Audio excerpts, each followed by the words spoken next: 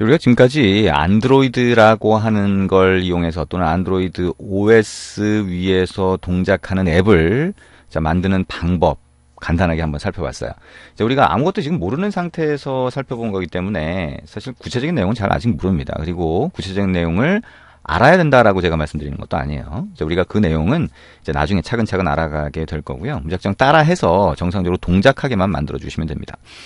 그리고 우리가 그 정상적으로 동작하는 소위 앱이라고 하는 걸 하나 만들어 봤기 때문에 여러분이 일단 앱은 이렇게 하면 만들 수 있겠구나라고 하는 감은 오실 거예요. 그리고 우리가 이 화면이라고 하는 게 처음 앱을 만들 때 소위 프로젝트라고 하는 걸 처음에 구성을 하게 되죠. 근데 그 프로젝트에서 자동으로 첫 화면을 만들어준다라고 하는 것까지 봤죠. 그러면 자동으로 만들어지는 첫 화면에 아무것도 없는 빈 화면으로 구성이 돼 있었는데 이거를 우리가 다른 유형의 화면을 한번 선택을 해볼 거예요. 그러면 다른 유형으로 선택하면 이런 것도 자동으로 만들어주는구나라고 하는 걸 알 수가 있겠죠. 실제로 우리가 나중에 실무 앱에서 그러니까 실제로 쓰는 앱을 만들 때는 빈 화면에서 출발하는 경우가 많아요. 새로 자동으로 만들어주는 거를 쓰는 경우는 몇 가지 아주 극소수만 그렇게 구성을 하게 됩니다. 그래도 필요할 때 사용할 수 있기 때문에 한번 이렇게 만들어 보는 거는 나쁘지 않을 것 같습니다.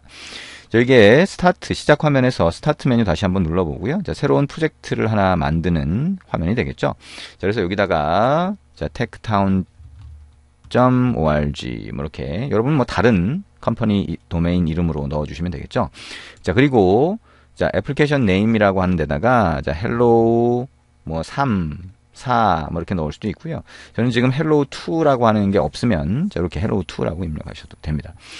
그리고 넥스트 눌러보죠. 그 다음에 넥스트 눌러봅니다. 그러면 이게 자동으로 만들어지는 첫 화면의 유형이 된다 그랬죠. 그 중에 여기 보면 empty activity를 선택을 했었는데요. 이게 보면 아래쪽에 탭 버튼처럼 바텀 내비게이션 액티비티라고 되어 있죠. 탭 버튼처럼 보이는 그런 화면을 선택할 수도 있고 베이직 액티비티라고 하는 거는 여기에 떠있는 플로팅 버튼 이렇게 얘기할 수 있는데요. 떠있는 버튼이 있어서 필요할 때 어떤 항목을 추가하기가 쉽게 그렇게 만들어줄 수도 있고요. 여기 보면 풀스크린 여기에 아무것도 안 보이는 완전히 꽉 찬 게임 같은 화면을 만들어 볼 수도 있고 로그인 화면을 쉽게 만들 수도 있고 구글 맵이라고 하는 지도가 띄우게 할 수도 있고요. 뜨게 할 수도 있고 설정 화면이라든가 이런 것들이 있네요. 이 중에 우리 두 가지 정도만 한번 만들어 볼 거예요. 먼저 베이직 액티비티 눌러서 어떻게 달라지는지 한번 봅니다. 넥스트 그 다음에 피니쉬 누르면 새로운 프로젝트가 만들어지는데 이 새로운 프로젝트가 만들어진 다음에 우리가 바꾸는 게 아니라 바로 한번 실행을 해볼 거예요. 그래서 실행을 했을 때 새로 만든 프로젝트가 우리가 이전에 만들었던 프로젝트와 비교해서 어떻게 달라지는지 그것만 간단하게 보도록 할 겁니다.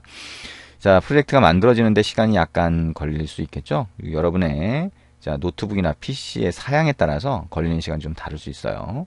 되도록이면 최신 사양으로 해서 좀 빨리 실행될 수 있게 만들어 주시면 좋을 것 같습니다. 새로운 프로젝트가 만들어질 때까지는 조금 기다려 줘야 될 것 같고요. 그 사이에 에뮬레이터 기존에 실행된 게 있으면 그걸 그대로 쓰면 되고요. 없으면 에뮬레이터를 실행을 해주시면 됩니다. 에뮬레이터가 이렇게 떠 있다라고 보면 될 것 같고요. 새로 만들어지는 그 프로젝트의 내용을 먼저 간단하게 좀 보도록 할 겁니다. 첫 화면 이렇게 보이고 있네요. 헬로우2라고 하는 게 만들어졌다라고 하는 걸 알 수가 있고 그리고 이 프로젝트가 만들어진 위치가 위에 보이고 있습니다. 왼쪽이 프로젝트 영역이라고 했고요. 요 가운데가 작업 영역이라고 해서 여기 어떤 파일을 지정하게 되면 그 파일의 내용이 이렇게 탭으로 보여지게 됩니다. 조금 더 기다려 보면 되겠네요. 이제 새로 만들어진 프로젝트의 화면이 떴네요. 보니까 일단 여기 content main.xml 이렇게 돼 있네요. activity main.xml이라고 하는 파일 이름이었던 것 같은데 기억이 안 나도 상관은 없습니다. 근데 어쨌든 이 이름도 좀 달라졌고요. 그 다음에 여기 보면 화면의 구성도 좀 달라졌죠. 여기 보면 아래쪽에 오른쪽 아래에 버튼 같은 게 좀 보이고요. 왼쪽에서 app 밑에 자바 밑에 요 부분을 눌러보면 파일은 똑같이 보이는데 메인 액티비티 이걸 더블 클릭하거나 요 위에 있는 탭을 눌러보면 이렇게 만들어진 소스 코드의 내용이 훨씬 더 많아요. 그리고 res 밑에 레이아웃 눌러보면 activity main.xml이라고 하는 파일 하나만 있었는데 지금 content main.xml이라고 하는 파일 하나가 더 만들어져 있다라고 하는 걸 알 수가 있습니다. 자동으로 만들어지는 파일이나 소스의 양이 조금 더 많아질 수 있구나라고 하는 걸 생각하면 되고요. 그건 이제 기능이 좀 더 많아졌기 때문이에요. 자, 일단 한번 실행을 해볼까요? 자, 어떤 모양으로 보이는지. 자, 베이직 액티비티라고 하는 게 보이는 모양을 한번 보려고 합니다. 얘기했던 대로 우리가 이 베이직 액티비티를 써야 한다라고 하는 걸 얘기하는 건 아니고요. 자, 우리가 기능을 이해하려면 하나하나 입력하면서 만들어 보는 게 필요해요. 그래서 이제 우리는 주로 empty activity라고 하는 거를 자동으로 만들어지는 첫 화면의 유형으로 보통 선택을 할 겁니다. 그리고 우리가 해봤던 것처럼 새로운 화면을 추가를 할 때도 그때도 empty activity라고 하는 거를 주로 선택을 하게 될 겁니다.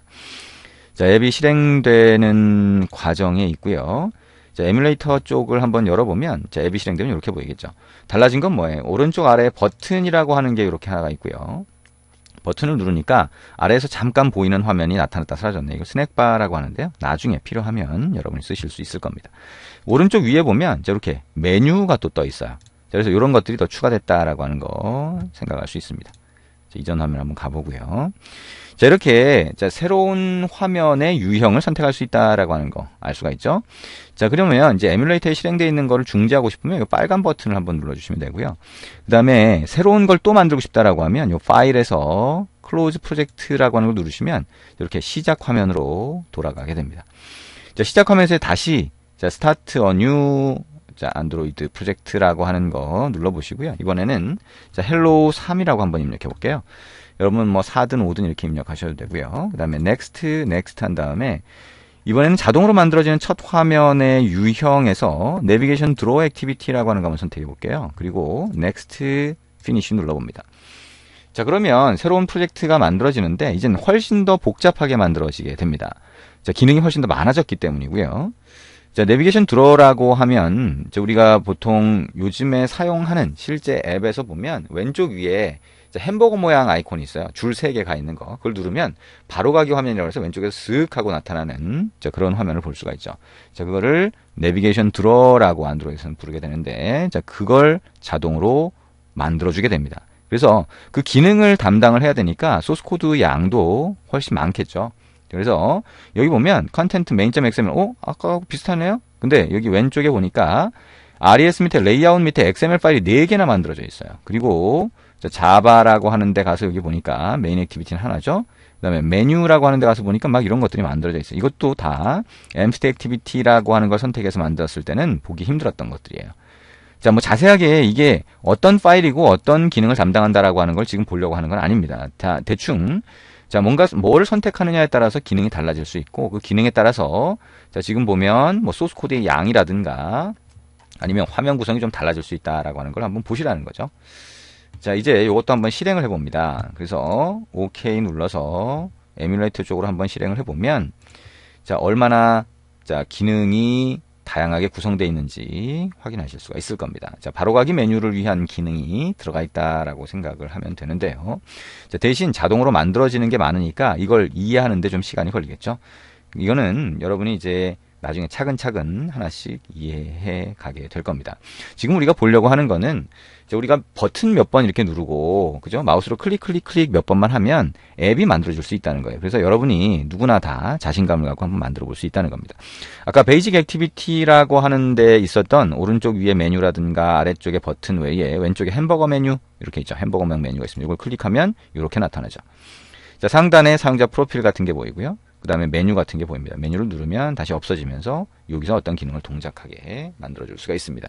자, 이런 것도 여러분이 프로젝트 만들 때 뭘 선택하느냐에 따라서 자동으로 만들어진다는 거예요. 그래서 안드로이드 앱은 여러분이 생각하는 것만큼 그렇게 어렵지 않습니다. 그래서 실제로는 이 내용을 다 이해하는 게 필요하지만 다 이해하지 못한다고 하더라도 일부 기능을 일단 만들어 놓고 필요한 대로 수정하는 방식으로 가게 되면 좀 더 쉽게 만들 수가 있습니다. 되도록이면 이해하시는 게 훨씬 좋겠죠. 자, 이렇게 해서 따라하는 과정을 같이 한번 해봤습니다. 여러분이 새로운 앱을 하나 만들어 봤고요. 자, 여러분이 소스 코드를 잘 모른다고 하더라도 그냥 따라해서 입력해 보니까 그게 동작하더라. 그리고 소스 코드에 대한 거는 여러분이 이제 자바라고 하는 걸 좀 더 공부를 하고 잘 모르시면, 그리고 자바를 기존에 잘 알고 계신다면 안드로이드에서 다른 부분, 그 다음에 안드로이드는 이렇게 동작한다라고 하는 걸 하나하나 이해해 가시면 쉽게 구성하실 수가 있을 겁니다. 자, 이렇게 해서 첫 번째 앱 만들기 같이 한번 해봤습니다. 수고하셨습니다.